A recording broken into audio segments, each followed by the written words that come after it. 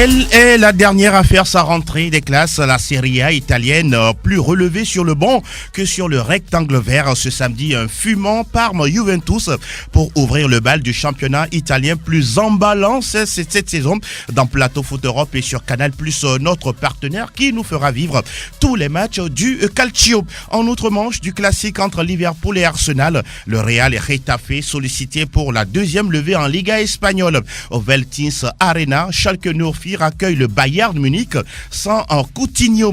Dortmund rend visite à Cologne. Troisième chapitre de Ligue 1 Conforama quand le G7 reporte aux 3 rencontres. Lille, Saint-Etienne, Nice, Marseille, puis Montpellier, Lyon. On suivra tout de même les réactions de l'AS Monaco et du Paris Saint-Germain ce week-end.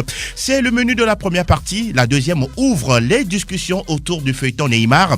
Quelle issue pour la star brésilienne avant le 2 septembre, date butoir de la fin du mercato. C'est le sujet du débat des spécialistes. Autour de cette table, Armel Waba, salut, comment tu vas? Salut Angelo, je vais très bien. Merci d'être présent. Et Tchevi Tengue, bonjour. Bonjour Angelo et bonjour à tout le monde. Comment vous portez-vous? Ça va bien. Merci beaucoup. Nous en parlons tout à l'heure. Les responsables de Canal+ sont dans nos murs. Eric Dekadjevi, salut. Bonjour. Comment vous allez? Je vais bien. Je rappelle que vous êtes le responsable d'un réabonnement à Canal+. C'est ça? Exactement. Vous nous parlerez tout à l'heure du Calcio. Et à côté de vous, c'est votre lieutenant de tous les jours, Prosper Zissou. Salut. Bonjour. Vous allez bien? Très bien. Merci de nous rester fidèles et d'être dans nos murs. En ce moment même, nous recevons également le confrère John Atisso d'Africa Top Sport. Salut John. Bonjour Angelo, bonjour à tous. Comment vas-tu? Je vais très bien. Merci d'être là. Nous attendons au studio Fifi Assogabi, justement, qui est en train d'ouvrir la porte du grand studio Messan Niamey. La mise en onde de ce nouveau numéro est signée Sa Majesté Pélagie Mekou.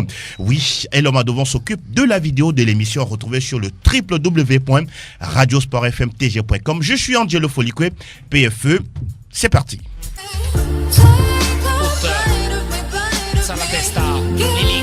Tutto Calcio Italia.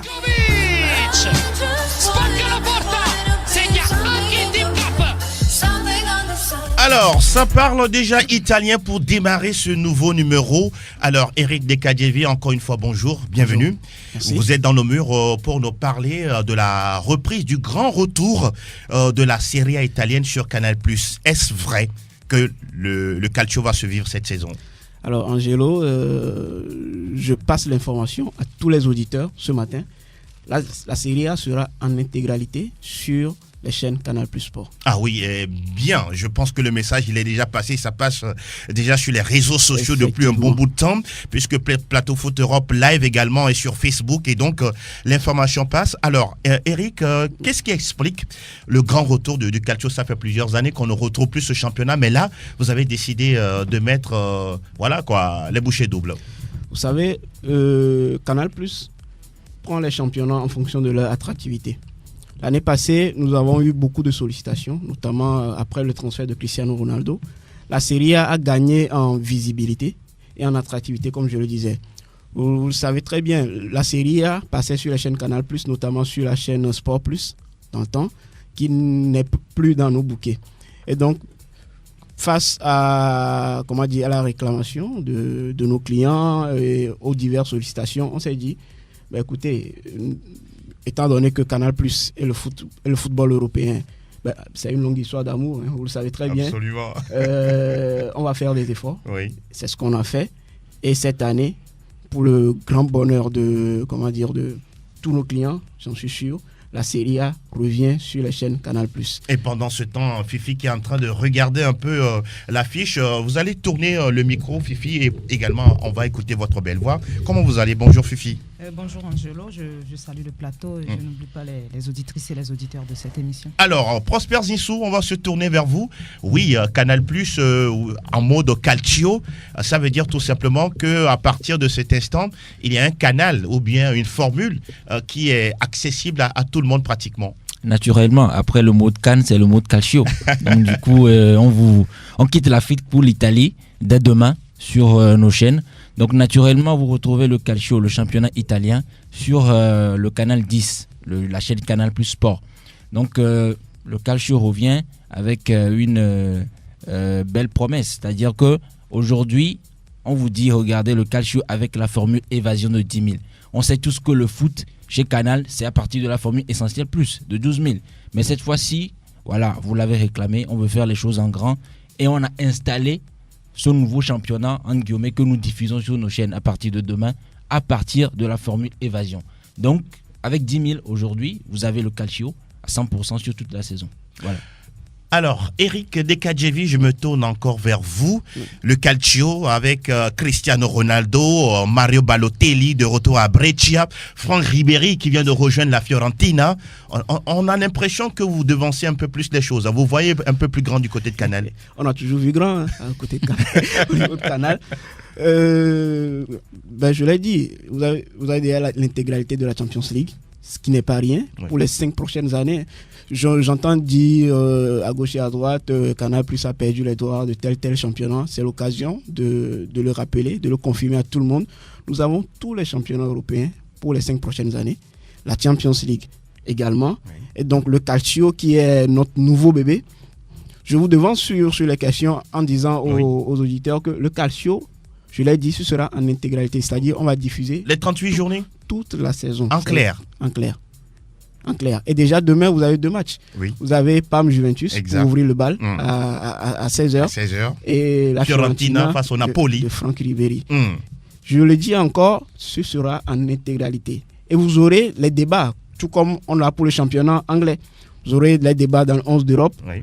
Des nouvelles émissions qui vont venir, on aura l'occasion d'en discuter, qui vont venir le dimanche soir. Le retour de Match of the Day. Ah, ouais, d'accord. La fameuse émission. La fameuse émission, absolument. Ouais. Bref, c'est une saison qui s'annonce palpitante pour nos abonnés. Ah oui, palpitante également dans Plateau Foot Europe, l'émission 100% foot européen. Vous, Etiavi, le retour de la Serie A, vous allez la voir, vous allez la regarder. Comment est-ce que vous appréciez cela ? Ça fait toujours plaisir de retrouver la Serie A sur la chaîne Canal+. C'est un plaisir. De par le passé, on l'a suivi sur cette chaîne-là. Maintenant, ça revient, on ne peut qu'être fier. Et tout cela, c'est grâce à Cristiano Ronaldo, qui attire pour l'instant des stars dans ce championnat. Je crois que c'est une bonne opportunité, encore une fois, pour les abonnés de se régaler en matière du beau football. Vivement que la Serie A continue sur la chaîne Canal+. Et maintenant, 10 000 francs, c'est vrai que des choses sont très difficiles en ce moment, mais bon, quand on est passionné du foot, on ne peut que se sacrifier pour avoir des belles rencontres. Donc, on va saluer vivement cette initiative de la part de Canal+. On va se régaler tout simplement, c'est tout ce que j'ai à dire. Armel Waba. Oui, je pense que Cristiano Ronaldo... Ces dernières années, vous ne voyez plus la Serie A sur Canal. Il y a la Première Ligue, la Liga espagnole, la Liga Conforama.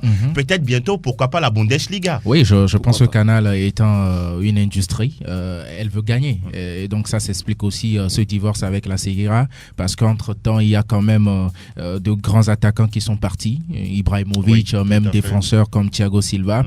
Donc la Serie A n'était plus attractive. Maintenant, avec le retour non seulement de Cristiano la saison passée, mais aussi des investisseurs asiatiques.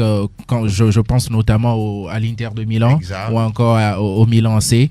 On sait que la demande, elle est forte également au niveau de ce continent. Eh bien, ça explique tout, puisque Canal, je crois, est très suivi aussi en Asie. Alors, Eric Dekadjevi, je me tourne encore vers vous. Vous êtes le responsable au réabonnement du côté de Canal+. Pourquoi la formule Évasion pour avoir accès à la Serie A? Expliquez-nous un peu. C'est simple. On veut offrir la Serie A à tout le monde, c'est-à-dire au plus grand nombre de nos abonnés. Vous savez, dans nos bouquets, la formule d'entrée, c'est Access, à partir de 5 000 francs. Oui. Dans cette formule, malheureusement, vous n'avez pas les chaînes Canal+. D'accord. La première chaîne Canal+ commence à partir du bouquet Évasion.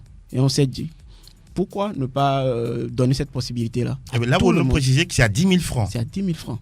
C'est à 10 000 francs. Et la Serie A sera sur la chaîne numéro 10, Canal+ Sport, qui est incluse dans le bouquet Évasion. D'accord. Donc, à partir de 10 000 francs, vous avez votre Serie A. Maintenant, si vous voulez regarder les autres championnats, la Champions League et autres, vous êtes obligé de passer à la formule Essentiel Plus. Qui coûte 12 000 francs. 12 000 francs, donc une différence de 2 000. En tout cas, il y a beaucoup d'auditeurs qui se posent la question, pourquoi aller sur Évasion? Mais là, 2 000 francs, 10 000 francs, 12 000, ça peut le faire avec la bourse du Togolais, Prosper Nissou? Est-ce que ça peut le faire? Je dirais oui en un sens. N'est-ce pas? Parce qu'on espère bien. Oui. Quand on aime, Vous savez, la poche, on le regarde et on franchit la porte. Donc on se dit, bon, pourquoi pas? Oui. Parce que les championnats, on sait ce que ça donne. Et tous les transferts, les mouvements qu'il y a eu, ce que ça annonce, comme Eric l'a dit tout à l'heure, ce sera un peu du jamais vu. À chaque fois, c'est du jamais vu. Donc du coup, ça annonce encore du jamais vu sur les chaînes Canal+ Sport. Donc du coup, je pense pas qu'on se dise rater ces rendez-vous-là. Oui. Donc voilà, on invite vivement tout le monde à pouvoir s'offrir ces championnats-là et ces belles rencontres de foot. Une question un peu indiscrète. Vous supportez quel club, vous, dans le monde? Dans le monde Du foot. Dans le monde, bon, je dirais le FC Barcelone, moi. Ah, vous êtes catalan. Alors viens t'asseoir à côté. Voilà. Eric, on est deux. Vous êtes deux. Oui. Eric? Le Real Madrid. Le Real Madrid. Ah, ça fait une belle opposition. Ah oui, Il y a déjà un classico entre Canal vous. sait choisir. C'est nos petits, c'est nos petits. Ah, n'est-ce pas? Oh. Fifi, votre avis nous intéresse par rapport à cette nouveauté du côté de Canal+. Bon, je crois que c'est une bonne chose. Canal+ ne peut se passer du championnat italien aujourd'hui. S'il y a 2 saisons, peut-être Canal+ s'est passé de ce championnat. Oui. Aujourd'hui, c'est quasiment impossible parce que quand on retrouve Cristiano Ronaldo dans ce championnat, c'est l'un des meilleurs joueurs du monde. Quand on voit aujourd'hui Lukaku qui rejoint l'Inter Milan. Qui rejoint l'Inter Milan. Balotelli, Franck Ribéry. On pense également. Kalidou Koulibaly, le grand défenseur du Napoli. Oui, on pense également aux Africains. Exactement. Gervinho du côté de Parme. Donc on se dit aussi bien au niveau de l'Afrique où Cristiano Ronaldo est adulé, beaucoup aimé. Mais vous l'aimez aussi, hein? Oui, c'est un joueur que j'affectionne. Merci même si je ne supporte pas la Juve ni le Real. Il est passé par Manchester United. Et vous savez que Manchester United, c'est l'un de mes clubs favoris. Donc voilà, donc je me dis, c'est quasiment impossible aujourd'hui pour Canal+ de ne pas diffuser la Serie A. Et c'est une bonne nouvelle pour les abonnés, vous savez. Et je crois qu'ils ont également fait un peu de marketing par rapport à Évasion Plus en mettant la Serie A dans le bouquet Évasion, parce que les amoureux du ballon rond n'affectionnaient pas trop Évasion parce qu'il n'y a pas de football. Et vous savez que les abonnés de Canal+, il y a parmi les abonnés Canal+, il y a une forte majorité de footeux. Je crois qu'ils vont peut-être confirmer. Et c'est important d'amener tout le monde vers tous les bouquets. Voilà, donc en mettant la Serie A dans ce bouquet-là, c'est amener encore d'autres qui peut-être n'ont pas les moyens d'avoir les 12 000 pour avoir l'autre bouquet, de pouvoir avec 10 000 francs avoir accès également au football. Alors, on va s'intéresser également à un autre aspect. Nous parlons cette fois-ci du calcio. John Atisso, oui, la saison dernière, la Juventus a été championne, sans égal. Napoli est là. L'Inter s'est renforcé, sans oublier Parme, et puis d'autres clubs comme le Torino, l'Inter Milan, la Lazio Rome, la Fiorentina. Vous voyez quel enjeu dans ce championnat qui commence dès demain? Je pense que cette saison va être très équilibrée du côté de la Serie A parce que les saisons antérieures, on a vu la Juventus qui a survolé le Calcio, même avec un Napoli de très haut niveau. Mais cette saison, on voit que les investisseurs sont là, comme Armel vient de le dire. Il y a de l'enjeu pour cette saison. Et cette saison, je pense véritablement que la Juve ne va pas survoler. Aujourd'hui, on a le Napoli avec Carlo Ancelotti qui va entamer sa 2e saison. On a également l'Inter de Milan qui s'est renforcé avec Lukaku, et également avec Antonio Conte qui connaît très bien la Serie A. Là, je pense véritablement que ça va aller jusqu'au bout. On n'aura plus une Juve qui va dépasser quand même son dauphin avec 13 points d'écart ou 14 points d'écart, mais ça va se disputer jusqu'au bout. Quand on prend également la Fiorentina, c'est une équipe qui, de par le passé, avec un moyen minime, arrive quand même à titiller les gros, qui arrive quand même à se qualifier pour les coupes continentales. Mais aujourd'hui, c'est une équipe qui a quand même Franck Ribéry, qui connaît le football mondial, qui a joué la Coupe du Monde, qui a gagné la Ligue des Champions. Il va apporter quand même cette expérience-là à cette jeune équipe. Et pourquoi pas parler de Parme, de Brescia qui est incarné cette saison, le premier Brescia qui est incarné par Mario Balotelli. Donc il y a de l'enjeu à tous les niveaux. et je pense véritablement qu'on va se régaler. Non seulement sur les pelouses, on aura également une belle brochette d'entraîneurs sur le banc. On va en citer quelques-uns. Maurizio Sarri du côté de la Juve, Carlo Ancelotti du côté de Napoli, l'Atalanta avec Giancarlo Gasperini, Antonio Conte, Walter Mazzarri, Simone Inzaghi, Sinisa Mihajlovic,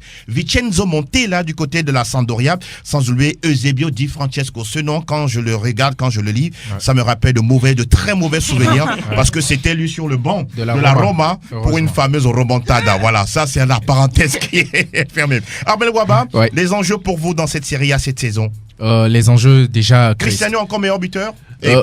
Meilleur joueur, pardon. Justement, le premier enjeu pour moi, c'est de voir Cristiano maintenant survoler complètement ce championnat. Là, il fera une saison pleine. Hein. Justement, parce qu'avec la saison passée, on a eu l'excuse de la découverte du championnat, le temps de s'adapter et tout. Oui. Maintenant, il a pris le pouls de ce championnat-là. Il va pouvoir exprimer grandement son talent, d'autant plus que lui-même, il se donne jusqu'à 41 ans avant de pouvoir s'épuiser.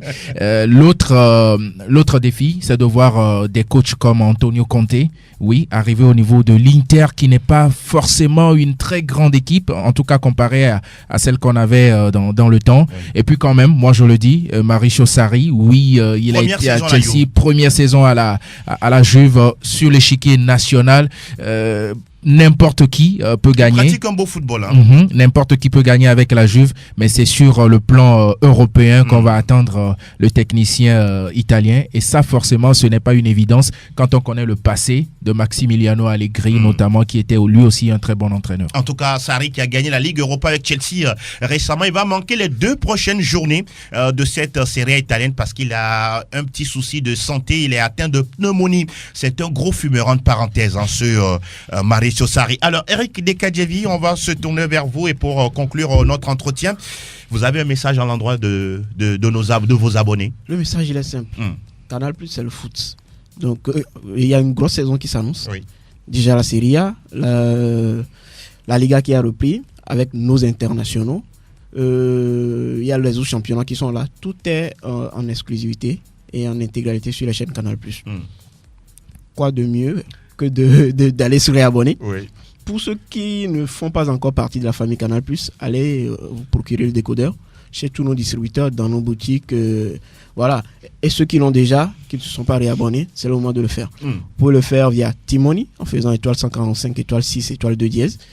Via Flouze, étoile 155, étoile 48 dièse. Ou chez tous nos partenaires, Total, UTB, CIB, dans nos boutiques.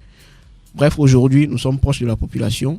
Allez dans nos points de vente, procurez-vous les décodeurs, réabonnez-vous. Et pour terminer, n'hésitez pas à nous écrire aussi sur WhatsApp. D'accord. On a un numéro WhatsApp, le 96 93 93 93. Vous avez un souci d'abonnement, vous êtes réabonné, vos images ne sont pas venues. Écrivez-nous, envoyez-nous un petit message. Vous voulez avoir la programmation du week-end, et ça c'est super. D'accord. Envoyez-nous un message, on vous donne tous les matchs. Au-delà de ça, même les programmes sur les autres chaînes, les Novelas, Nollywood, TF1, on vous envoie tous les programmes. Écrivez-nous sur WhatsApp et puis vous êtes servis. Rappelez-nous le numéro WhatsApp, s'il vous plaît. Le 96 93 93 93. Ah, voilà qui est dit. De toute façon, c'est pas difficile à retenir. C'est pas compliqué. On retenir le 96 et puis le 93. 3 fois. C'est normal. Voilà. 3 fois. C'est Canal+, c'est normal. Tout est simple. Tout est simple. Wow. Merci beaucoup. Merci Eric Dekadjevi. Lui ne va pas perdre son boulot. Il est très bon. Ah oui, merci beaucoup Eric Dekadjevi. Je rappelle que vous êtes le responsable au réabonnement côté Canal+. Merci Prosper Zinsou. Merci à vous. Merci d'être passé nous voir. De toute façon, la porte elle est grandement ouverte pour vous. À tout moment, nous vous recevons. Justement, je viendrai pour une émission de débat. D'accord. Préférentiellement avec lui. Oui. Barça Real. N'est-ce pas? Pour une confrontation. Absolument. On va dire la vérité. En fait. Le rendez-vous est pris. À la veille du Classico, tu peux venir. Ce serait super. On prend le rendez-vous. D'accord. Allez, bonne journée à vous. Bonne journée à vous également. On va terminer en donnant le calendrier de la première journée de la Serie A italienne. Nous le rappelons, demain samedi, on aura 2 rencontres superbes. Parme face à Juventus à partir de 16h. Puis à 18h45, le Napoli qui se déplace du côté de Florence pour défier la formation de la Fiorentina. Samedi, on aura Udinese Milan AC, Cagliari Brescia, Hellas Vérone Bologne, Roma Genoa Torino Sassuolo, et puis Spal Ferrara Atalanta, sans oublier la Sampdoria, la Lazio Rome. Et puis en clôture dimanche, l'Inter Milan reçoit le promis Lecce. Fini pour la Serie A, cette fois-ci, Direction English Premier League News. Nous ouvrons la page de la Première Ligue anglaise avec, la 3e journée qui s'annonce déjà avec un intéressant Liverpool-Arsenal. Fifia Sogbavi, une belle rencontre hein, puisque les deux équipes ont gagné leurs 2 premiers matchs. Oui, les 2 équipes ont gagné leurs 2 premiers matchs. On en parlait le lundi dernier. Oui. On disait que Liverpool veut revivre encore la saison dernière. Pourquoi pas gagner même la Première Ligue cette saison et il a commencé de la plus belle des manières. Maintenant, quand on prend également Arsenal avec les recrutements de David Luiz, de Pepe, avec Aubameyang et puis la Casette qui sont présents, ils montrent clairement leur ambition aussi, c'est de pouvoir titiller les grands. Et c'est au cours de ces rencontres-là qu'on verra bien le niveau du nouveau Arsenal, parce que ce sera face à un grand maintenant et il va falloir aller chercher Liverpool. Ce n'est pas gagné d'avance.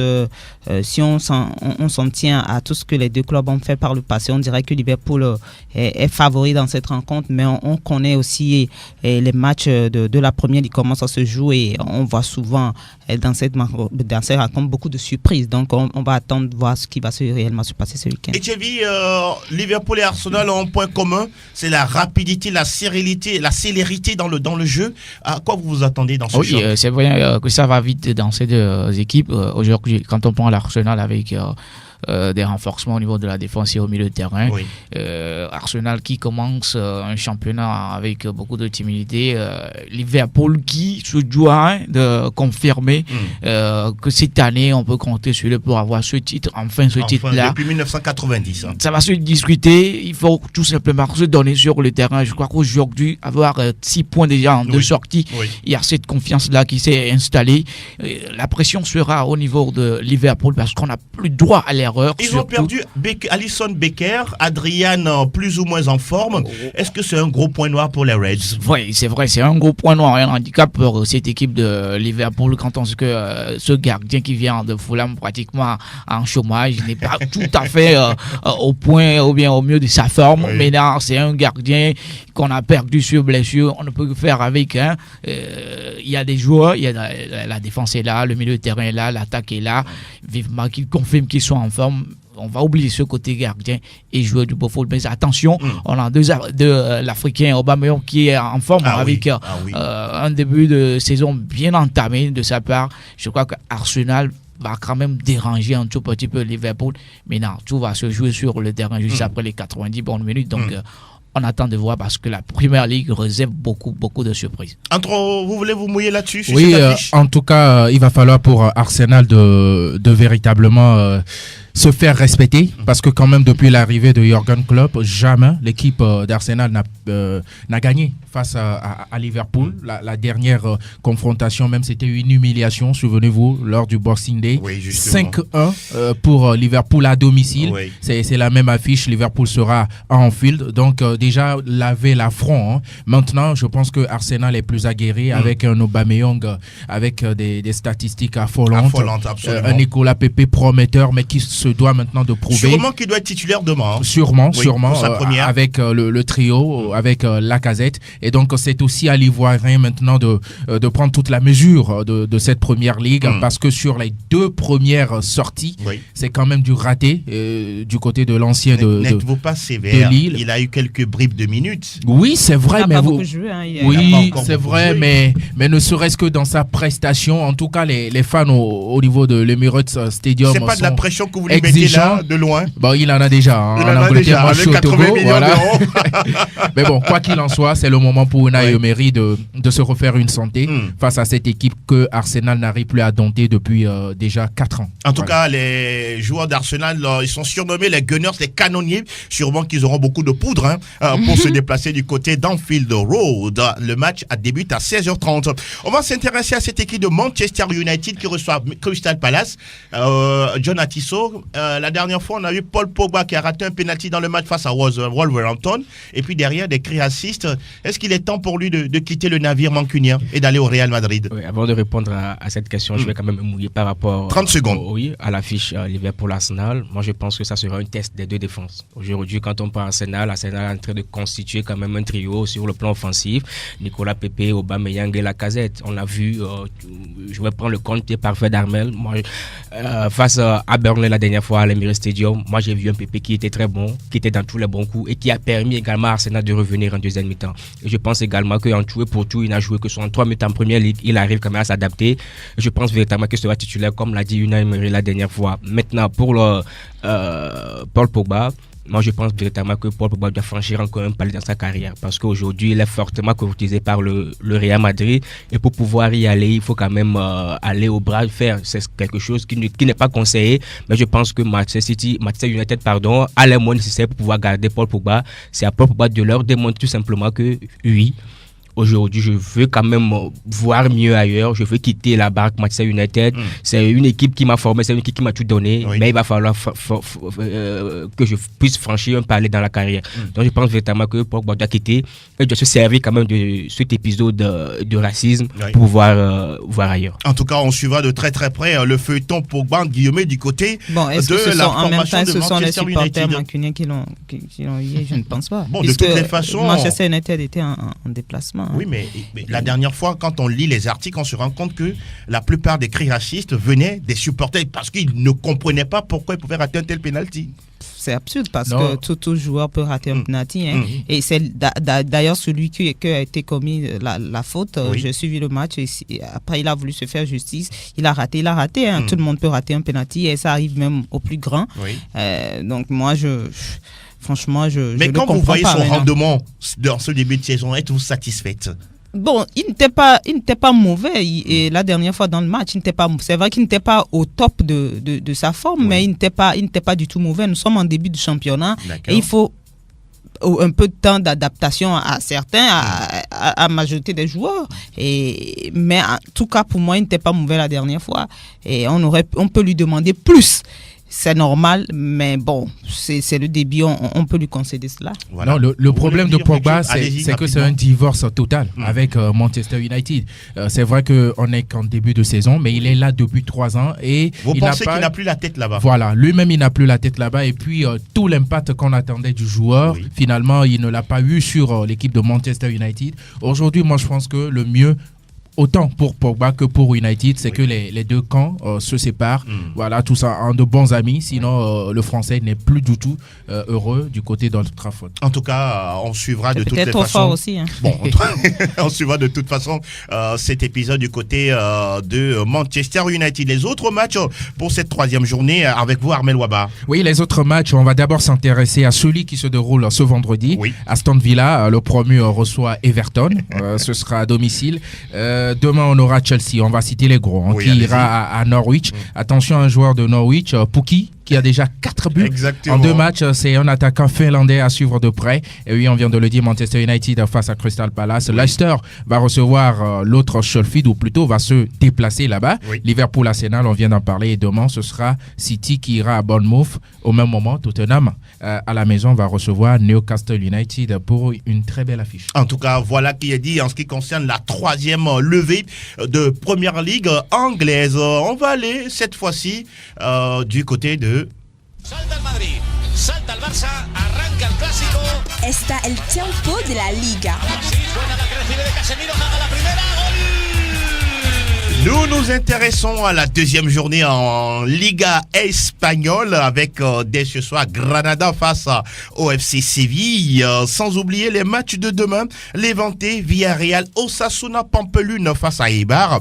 Le Real Madrid qui reçoit Santiago Bernabéu, la Real Valladolid. Retafe de Jenda Konam sera face à l'Athletic Bilbao. Et puis un intéressant, Celta Vigo, Valence. Alors Echevi, cette équipe du Real Madrid a battu la dernière fois le Celta et là cette fois-ci on joue à domicile. Alors Zidane va vouloir enchaîner. Ah oui, il faut enchaîner parce que c'est une obligation, surtout quand on évolue à domicile. Il faut confirmer que voilà, on entame une bonne saison, une première victoire on ne peut que continuer sur cette lancée. Je crois qu'aujourd'hui, Zidane, avec sa troupe, n'a plus droit à l'erreur. Si on bien sûr détrôner Barça cette saison, il faut gagner toutes les rencontres et j'espère que voilà, il va donner ce nécessaire-là et que les joueurs seront également donner le nécessaire. Maintenant, on a un adversaire dans un championnat, tout le monde veut aller loin, donc il faut tout simplement donner tout ce qu'on a. Et je crois qu'avec les joueurs du Real aujourd'hui qui ont cette pression-là, y compris l'entraîneur aussi avec le feuilleton Bale, il faut gagner pour pouvoir mettre les supporters en confiance et j'espère bien que ça va bien se passer pour cette équipe. John Tissot, en pré-saison, on a tous suivi le discours de Zinedine Zidane. Gareth Bale va voir ailleurs, il ne sera pas gardé, mais pas plus tard que 48 heures, Zidane qui déclare Bale va rester. Il prend tout le monde de court. Moi, je pense que depuis que Zidane est arrivé, excusez-moi le terme, mais il fait les choses à l'envers. Personnellement, je n'ai pas compris la raison pour laquelle il est revenu. Et quand il est revenu, il ne fait pas les choses en bien. C'est lui qui a fait gagner 3 fois de suite la Ligue des Champions au Real Madrid. Il a fait gagner la Ligue des Champions 3 fois avec le Real Madrid, mais après, il a pris la bonne décision de partir. Moi, je n'ai pas compris pourquoi il est revenu. Et quand il est revenu, il fait toutes les choses en mal. Aujourd'hui, il a dit quand même aux jeunes régulants d'aller voir ailleurs, alors qu'au même moment, on a pris Ferland Mendy, qui a eu une blessure à Lyon, à la hanche, qui s'est quand même éclaté lors de la pré-saison. On a pris, sincèrement, moi je n'ai pas compris le recrutement de Zidane qui est actuellement en désaccord avec Florentino Pérez sur beaucoup de points. Et la dernière fois face au Celta Vigo, moi je n'ai pas été convaincu par le jeu. À part quelques individualités, Bale, Vinicius Junior, Toni Kroos, qui ont permis quand même au Real Madrid de pouvoir gagner. Mais je n'ai pas vu de collectif. Face au Celta Vigo, la saison dernière qui a peiné pour pouvoir se maintenir, on a concédé beaucoup d'occasions. Moi je pense véritablement que le début de saison, la programmation est favorable. C'est après Celta Vigo, c'est le Real Valladolid, pardon, qui donc le Real peut surfer sur ça, pouvoir engranger des points, mais pour l'instant le collectif n'y est pas. Alors, Ahmed Waba, on attend la première d'Eden Hazard. Hein. Oui, Eden Hazard qui a fait une intersaison plutôt intéressante. Je crois qu'il est encore en temps d'adaptation, mais il y aura une très grosse concurrence pour Eden. Attention, c'est vrai que en matière d'expérience, il est largement devant le Brésilien Vinicius Junior, mais c'est un joueur feu follet qui peut parfois faire douter même les titulaires, mais je pense que Eden va s'en sortir. Pour le moment, la combinaison reste à savoir si Eden va pouvoir trouver l'alchimie avec Benzema et tout, parce qu'au même moment on sait que Benzema ce n'est pas franchement le tueur de ce Real Madrid. Le tueur c'était Cristiano Ronaldo, à qui Benzema rendait service. Alors maintenant la question de savoir est-ce qu'on va arriver à la même configuration de voir Benzema lieutenant de Eden Hazard. Toute la question est aussi là, mais pour rejoindre rapidement John, moi je pense que ce Real là ne convainc pas aussi. Bon, on n'est qu'en début de championnat, Armel Waba. Oui, c'est vrai, mais vous savez, il y a une... Vous voulez des certitudes? Voilà, il y a des doutes jusqu'à présent pour un club comme le Real en matière de transfert. Ça, ce n'est pas vraiment le Real qu'on connaît. En tout cas, pour l'instant, avant de vous retrouver, il faut rappeler que Bale émarge à 17 millions d'euros. Même si l'Inter est intéressé par le joueur, on n'est pas prêt de débourser autant d'argent pour l'international gallois. Oui, allez, on va parler d'autre chose. Moi, je pense que la saison dernière, le problème qu'a eu le Real Madrid, c'est un problème de finition. On a eu quand même Benzema qui a fait une très belle saison, mais on connaît Benzema, ce n'est pas un tueur. Aujourd'hui, quand on voit le recrutement, on a pris Jovic. C'est un joueur qui a fait une très bonne saison avec Francfort, mais qui reste à confirmer.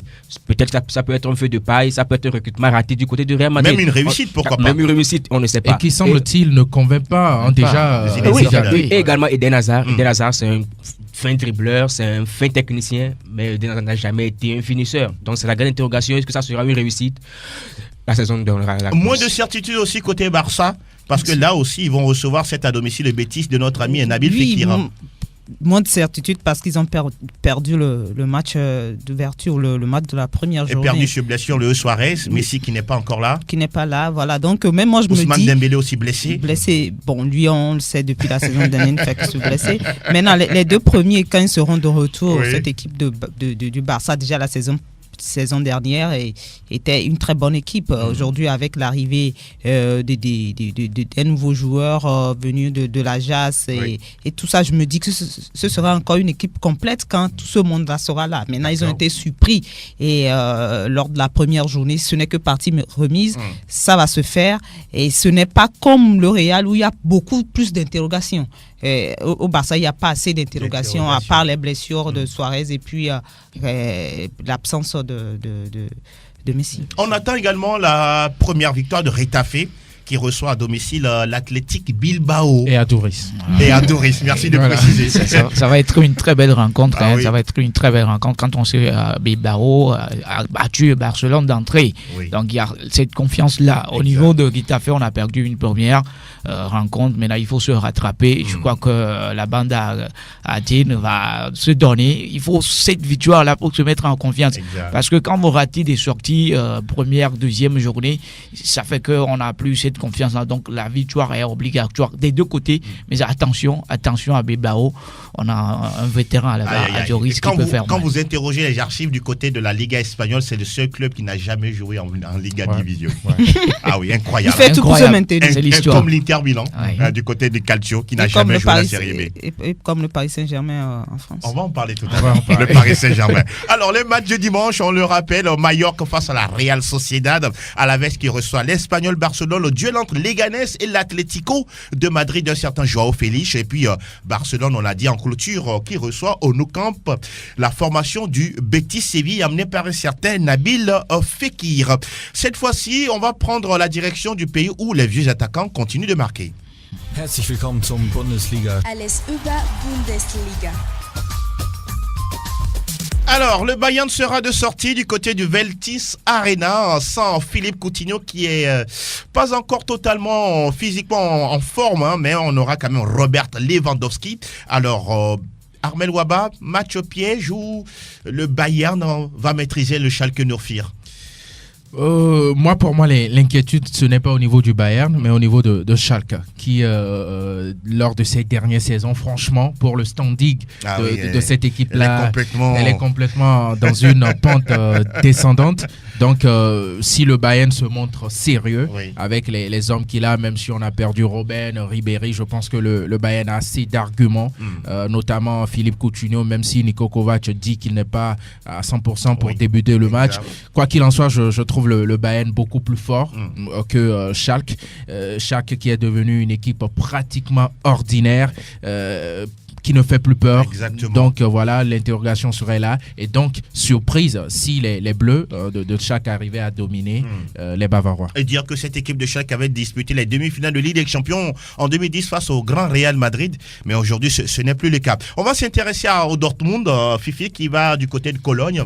Oui, Dortmund qui a fait déjà un festival en début de journée. Et puis qui a gagné, je crois, la Coupe d'Allemagne, la Super Coupe d'Allemagne face au Bayern. Cette équipe, elle est attendue à tous les niveaux. Bien sûr, depuis quelques saisons maintenant, c'est le véritable challenger au Bayern.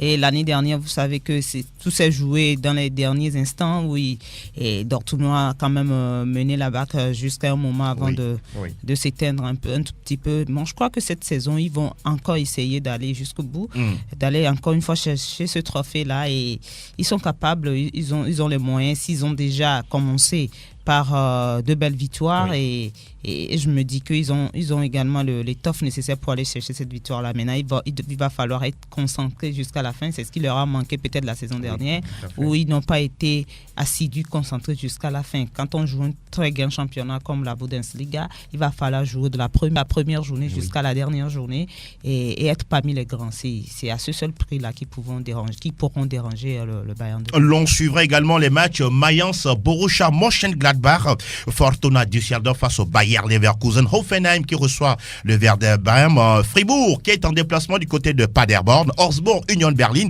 Schalke 04, Bayern, on l'a dit tout à l'heure, et puis dimanche on aura deux matchs intéressants, Leipzig, Francfort et puis Hertha Berlin, Wolfsburg.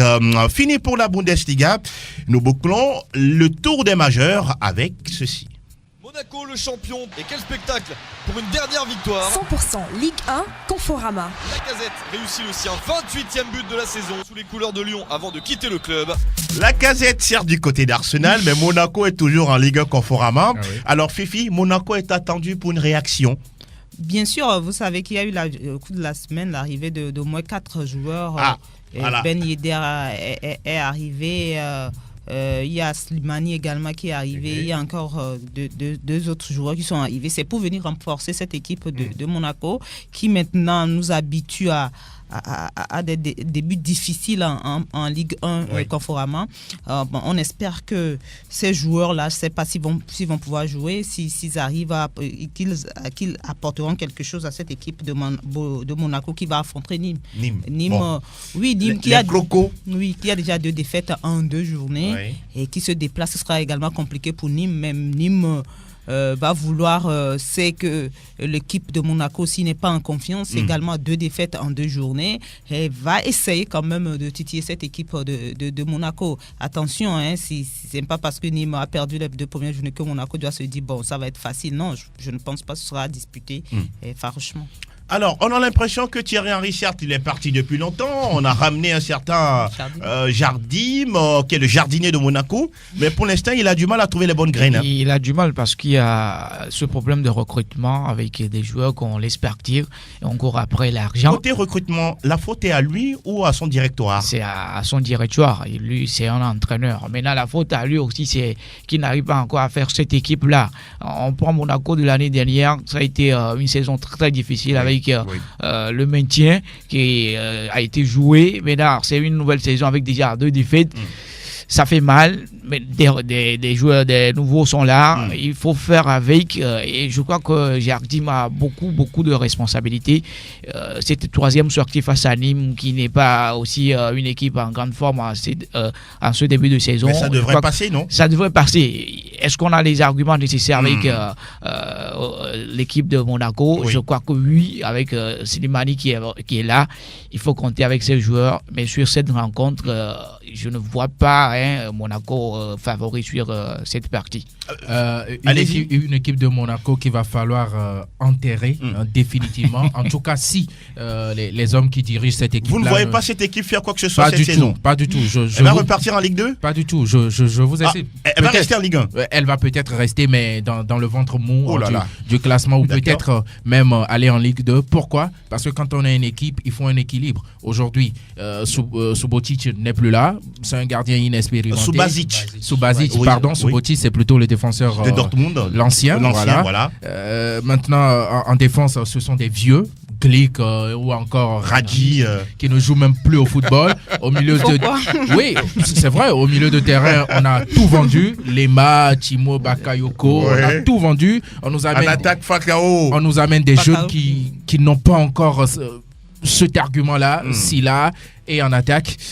Regardez, vous n'êtes pas convaincu. On n'est pas convaincu. On est obligé maintenant de ramener les ailiers comme Golovin en milieu de terrain. C'est une équipe qui fait du n'importe quoi. Faute à qui selon vous? La faute aux dirigeants tout simplement. Vous amenez même Zidane, il ne pourra pas faire l'affaire parce même Mourinho. Tout le monde. Voilà, même Claude Leroy. Voilà qui a dit Jonathan. Moi, je pense qu'on peut faire une comparaison avec Fulham la saison dernière. Exact. Fulham qui est promu en Ligue 1. En première ligue. En première ligue, excusez-moi. Et Fulham a recruté pratiquement 12 à 13 joueurs, a complètement changé l'équipe. On a vu ce que ça a donné par la fin. Mais aujourd'hui, Monaco veut être ambitieux, mais quand on veut être ambitieux, il faut aussi être réaliste. On ne peut pas avoir quand même des joueurs ici et là. Selon les dernières nouvelles, Monaco a eu quand même un contact avec Mario Lemina. Aujourd'hui, selon les informations également, Monaco veut recruter Franck Kessié. On ne peut pas faire des recrutements à tout hasard. Est-ce que Franck Kessié, quand il vient, il peut rentrer dans le jeu de Jardim? Aujourd'hui, on parle de Slimani, on parle de Wissam Ben Yedder, on parle également de Falcao. Comment on va gérer tout cet aspect-là? Est-ce que Slimani qui ne veut maintenant pas rester, on le contraint à rester à l'AS Monaco. Ben Yedder, il est là pour jouer également. Islam Slimani, il était en manque de temps de jeu à l'Est. Il est venu pour jouer. Comment est-ce qu'on va jouer en 4-3-3 avec les 3 attaquants devant? Est-ce qu'on va jouer en 4-4-2 en mettant un attaquant sur le banc et au milieu de terrain? Comment ça va se passer? Arbel l'a dit, c'est une équipe qui n'a pas d'équilibre. Il n'y a pas de milieu de terrain. Et quand on prend Camille Glick, sincèrement, ce n'est plus ça. Les saisons se suivent mais ne se ressemblent pas. Alors Fifi, il faut également parler d'autres matchs. On va parler, pourquoi pas, du Paris Saint-Germain. Allons-y. Qui reçoit Toulouse le dimanche. Et de Mathieu Dosevi. Vous savez que Toulouse n'a pas encore perdu. C'est une victoire et puis un match nul. Et à l'extérieur. Donc, et surtout ce que Nice a fait la dernière fois face au Paris Saint-Germain. En principe, ça doit être vous parlez plutôt de Rennes. Rennes en championnat. Rennes, voilà. Justement. Nice, c'est peut-être dans le futur. Dans le futur. Ce que Rennes a fait du Paris Saint-Germain le dimanche dernier. Ils sont obligés de réagir. Ils sont non seulement obligés de réagir, mais ils sont obligés de gagner également. D'accord. Pour rassurer le public et puis tout le monde. Oui. Mais en même temps, c'est motivant pour les autres clubs qui, d'habitude, quand ils rencontrent le Paris Saint-Germain, se disent d'avance que c'est perdu d'avance. Mais Toulouse peut se dire, mais il faut que j'aille chercher également. Pourquoi pas? Je vais essayer. Si ça ne marche pas, ça ne marche pas. Et ça peut être motivant pour les autres clubs. Donc attention également au Paris Saint-Germain qui doit commencer à avoir des doutes. Sans Neymar? Vous confirmez? Il ne sera pas là? Bon, jusque-là, c'est sans Neymar. C'est sans Neymar. Maintenant, on ne sait pas quel suite on aura. On va parler tout à l'heure de Neymar avec vous, Fifi Assogbavi. Vous avez plein d'informations sur la star brésilienne pour nous. On va parler d'autres matchs également, même s'il y a certains qui sont reportés. Il y a certains qui sont reportés. Sur le mardi, par exemple, Lyon, le leader, qui se déplace à Montpellier. Attention, c'est un club, Montpellier, c'est un club qui dérange beaucoup les grands, qui ne prend pas beaucoup de buts, qui ne prend pas de but, mais qui dérange beaucoup les grands. Avec Hilton, le défenseur, 41 ans. Voilà. Et Lyon qui se déplace, et Lyon qui, la saison dernière, nous a habitués à ces inconstances-là, qui flambe sur un match, qui chute sur un autre. Donc attention également à Lyon. Et mercredi, il y a un intéressant Lille, Saint-Étienne, qu'il faut suivre. Et puis Nice qui reçoit Marseille. Le derby de la Côte d'Azur. Voilà, attention. Vous n'avez pas la parole. Attention à Marseille parce que Nice également, c'est 2 victoires en 2 matchs. Oui, Patrick Vieira, ça va bien pour le club. Pour le moment, ça va bien. Et puis Marseille, s'il se déplace, et Marseille qui n'a qu'un seul point en 2 matchs. Et Nice qui va vouloir enchaîner également pour se mettre un peu à l'abri avant de rencontrer les grands. Ça va être compliqué, je dis que ça va être compliqué pour les Phocéens. Fifi, la bonne nouvelle du côté de Nice, c'est le rachat du club par le milliardaire anglais. Oui. C'est une très bonne nouvelle. C'est une très bonne nouvelle. Maintenant, il va falloir mettre les moyens. Exactement. Parce qu'on a vu du côté de Marseille, c'est comme ça les Américains sont arrivés. On disait c'est une très bonne nouvelle. Et aujourd'hui, ils refusent de mettre les moyens. Est-ce que là, j'ai la parole? Je te donne la parole. Mais vous l'avez demandé, on vous la donne. Allez-y. Non, je pense que d'abord, l'assurance, c'est qu'il n'est pas luxembourgeois. Voilà. Et après, il faut quand même se garder. Oui, il y a des investisseurs qui arrivent, qui ont un projet et qui savent s'entourer des gens qui s'y connaissent. Mais il y en a aussi d'autres, comme le quart de Marseille, qui ne connaissent rien et qui peuvent au contraire plonger beaucoup plus le club. On a l'impression que Zubizarreta n'a même pas de carnet d'adresse et pourtant c'est le directeur sportif de l'Olympique de Marseille. Rapidement, pour 30 secondes, rapidement. Amiens, Nantes, Angers, Metz, Brest, Reims et de Romao et puis Dijon, Bordeaux. Et il y a également Strasbourg, Rennes. Et voilà, donc c'est ce qu'on peut dire sur la 3e journée de la Ligue 1 Conforama. Mille merci, Sa Majesté Pélagie Mekoum. Cette fois-ci, ça va discuter. Le débat des spécialistes. Les grands joueurs automatiquement ne deviennent pas des grands entraîneurs. Il y a le cas Maradona. Un certain Montini, Pidi, Balotelli, il marche. Des anciens joueurs qui deviennent pour la plupart des grands entraîneurs. La preuve avec Zinedine Zidane, ce qui veut dire qu'ils ont forcément une autre façon de penser le football aujourd'hui. On n'est pas forcément obligé d'être un grand joueur pour être un grand entraîneur, ce que Mourinho a réussi. C'est le côté spirituel, magie, tout ça là. C'est vrai, nous sommes en Afrique, on va me dire que tout peut se passer, mais à 99%, vous gagnez le match sur le terrain. Et l'autre là, on va dire que c'est une chance qui vous a souri. Le débat des spécialistes. Ah oui, c'est la discussion qui brûle les lèvres depuis je ne sais pas combien de mois, combien de semaines. La question Neymar du côté de Paris Saint-Germain, partira pas. Sera-t-il du côté du Real Madrid? Va-t-il reporter la tunique barcelonaise? Et Tchevi Tengue, votre avis nous intéresse. On aura tout vu, hein. On aura tout vu avec le feuilleton Neymar. On est à quel épisode là? Je sais pas trop, mais c'est un problème qui dérange les amoureux. Oui. C'est vrai qu'aujourd'hui Neymar c'est une star brésilienne du football mondial, on va dire. Avec tous ces à côté, moi personnellement je suis déçu par le joueur parce qu'on attendait beaucoup de lui depuis Santos. Aujourd'hui en Europe ça n'a pas été cela, même si au Barça il a montré de quoi il est capable, mais tout est parti du moment où il a choisi le Paris Saint-Germain, où tout a basculé. Aujourd'hui, est-ce qu'il a eu tort de venir à Paris? Oui, il a eu tort. Il a eu tort parce que c'est là, ça a manqué du management. Mais il a eu beaucoup d'argent. Même s'il y a beaucoup d'argent, on sait que voilà, les Brésiliens courent après l'argent en Europe. Une fois qu'ils en ont, on ne les retrouve plus. Peut-être que c'est ce qui arrive à Neymar avec toutes ces blessures. C'est un bon joueur où tous les clubs veulent avoir ce joueur-là. Je crois qu'il va rebondir. Est-ce qu'il restera à Paris? Oui. Je ne sais pas trop. Vous, votre avis, vous le voyez où? Moi, je le vois toujours à Paris. Il sera parisien. Il sera parisien. Toujours dans les rues de Paris. Toujours Paris. John Atisso. Personnellement, quand un joueur est sous contrat et veut quitter un club, je dis au club de laisser. Parce que pour moi, le joueur n'a plus la tête à ce club-là. Il faut le laisser parce qu'il faut faire avec les joueurs qui ont envie de jouer, de mouiller le maillot. Mais je pense que le cas de Neymar, c'est redondant. Il a fait la même chose au FC Barcelone. Vous êtes agacé? Je suis agacé parce qu'il a fait la même chose au FC Barcelone. Il s'est bagarré avec un coéquipier. Il a tout fait. Il a échangé les maillots lors d'un classique aux États-Unis. Tout ça pour pouvoir quitter le FC Barcelone. Maintenant, il est revenu au Paris Saint-Germain, soit disant qu'il veut être comme la superstar d'une équipe pour aller gagner la Ligue des Champions. 2 ans après, on voit le même Neymar qui a envie de quitter, qui n'a plus la tête au Paris Saint-Germain, qui veut retourner là où il a quitté, là où il a tout fait pour quitter. On se souvient de l'une de ses déclarations, son meilleur souvenir en football, c'est d'avoir éliminé le Paris Saint-Germain dans cette fameuse remontada. Alors que lorsqu'on lui a posé la question, il est joueur sous contrat du Paris Saint-Germain. Donc je pense véritablement que c'est un joueur en termes de talent qui est super, mais je pense que véritablement en termes de communication, c'est un joueur... Est-il un enfant gâté? Sûrement, parce que il a un papa, sincèrement, pour moi, ce que moi je vois, c'est que son papa ne lui donne pas des conseils. Son papa suit Neymar dans ses dérives parce que c'est quelqu'un qui n'arrive pas à maîtriser sa communication, qui n'arrive pas à maîtriser son comportement, qui n'arrive pas à maîtriser beaucoup d'aspects qui peuvent faire de lui un joueur, une légende. Donc aujourd'hui, je pense véritablement que le Paris Saint-Germain est en position de force. Il est toujours sous contrat. Moi, si je suis directeur sportif du Paris Saint-Germain, il ne peut pas jouer cette saison, mais il n'ira nulle part, sincèrement. C'est simple que ça. Fifi, votre avis, vous connaissez très bien le Paris Saint-Germain, c'est votre club de cœur. Quelles sont les dernières infos?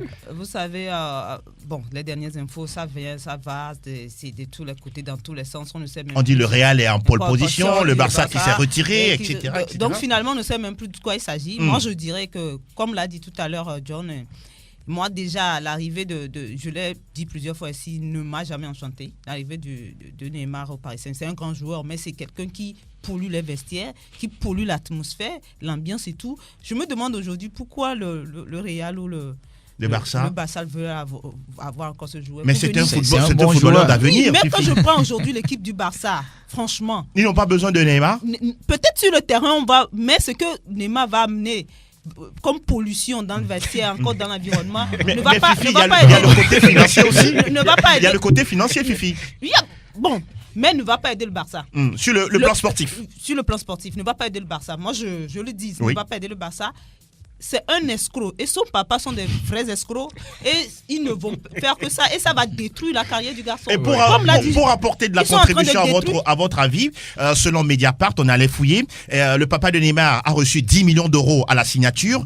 Pini Zahavi a pris 10 700 000 euros. Et il y a beaucoup de commissions de gauche à droite concernant ce transfert. C'est pourquoi je dis que ce sont des vrais escrocs. Maintenant, ils veulent encore aller escroquer ailleurs. Et maintenant, comme l'a dit John, le Paris Saint-Germain aujourd'hui est en position de force. Le Paris Saint-Germain peut décider de ne pas utiliser le joueur. Un peu comme on l'a fait avec Rabiot. Un peu comme on l'a fait avec Rabiot. Mais Rabiot n'est même pas allé jusque là où va le gars là. Oui. Mais aujourd'hui, on parle de Neymar, pas le gars. Oui, on parle de Neymar. Donc, on peut décider de ne pas l'utiliser, mais on peut décider aussi de ne pas le vendre. Et il va perdre toute une saison comme ça. Parce que le Paris Saint-Germain, à l'arrivée de Neymar, a rentabilisé beaucoup de choses. Ne croyez pas que le Paris Saint-Germain... Le Paris a gagné. Ils ont pris près de 40 millions d'euros dans la première saison. Voilà, donc je me dis, ça dépendra maintenant du Paris Saint-Germain et de Leonardo, de ce qu'il veut. Armel, étant amoureux du football, moi je pense qu'il faut d'abord dépassionner le débat. Parce que oui, Neymar a commis une erreur pour avoir signé pour le Paris Saint-Germain, parce que Neymar n'a pas suivi un intérêt sportif, mais un intérêt. Nous rappelons que Neymar, c'est sa clause libératoire qui a été payée. 222 millions d'euros. Justement, un intérêt financier. En plus, le salaire, on le sait, les commissions, tu viens d'en parler. Mais c'est aussi l'erreur du Paris Saint-Germain qui doit comprendre que pour être une équipe qui aspire à devenir un grand d'Europe, ça ne passe pas forcément par les propositions financières. Mais comme John l'a dit, il faut des joueurs engagés pour le club. Avant Neymar, il y avait d'autres joueurs. Je me souviens d'un Baudemec qui jouait très bien, mais on l'a viré parce que c'est pas une superstar, c'est pas un joueur. Il y a plein de joueurs. Armel, pour ajouter de l'eau à votre moulin, mais il y a également l'image, il y a le buzz, il y a également le côté financier qui est important pour chaque club. Oui, mais dans le sens positif de la chose. Finalement, ce feuilleton-là donne une Vous le voyez image. où, finalement Finalement, moi je pense que le Paris Saint-Germain, avec tout ce qu'il fait, c'est pour punir Neymar. Et donc Neymar va rester au Paris Saint-Germain. Parce que quand même, on a eu le Real qui a proposé Navas, Bale et Rames, plus 100 millions. Franchement, c'est une super affaire. Vous pensez pour le Paris Saint-Germain. Par rapport à 222 millions investis. Bien sûr. On parle quand même de Bale, on parle quand même de Navas, qui pour moi est l'un des meilleurs gardiens au monde, avec plein d'expérience. Mais bon, voilà. De toute façon, à l'heure où nous parlons, c'est pas la destination de Neymar. Non. Mais bon, de toute façon, il semblerait qu'il y a un club au Togo qui le chercherait. Ah bon? On attend de voir. Merci Jonathan d'être passé nous voir. Je vous en prie. Je vous dis merci également. Merci bien, Etchevi. Merci Angelo. Armel Waba. On peut la prolonger l'émission. Oh là là, on va en revenir lundi. On doit trouver là où Neymar va jouer. Il restera à Paris. Fifi Assogbavi, merci d'être passé nous voir. Merci infiniment. On va saluer quelques inconditionnels. Mousse, Moubarak, Youssif, Joël et l'homme le Bavarois, sans oublier Didier, Fabio Sewa, Julien dans l'étier, Carlos également là-bas. Nous saluons également Franck Lunyama, Ezekiel Ayata et puis Roméo Yeter. Et l'homme à devant, mille merci pour le travail abattu. La vidéo est à retrouver sur radiosport.fm tg.com. Sa Majesté et Pélagie Meko, merci également à vous. On se donne rendez-vous lundi, toujours dans le studio Messanyame, toujours avec le même plaisir. À très très bientôt et bon vendredi à toutes et à tous.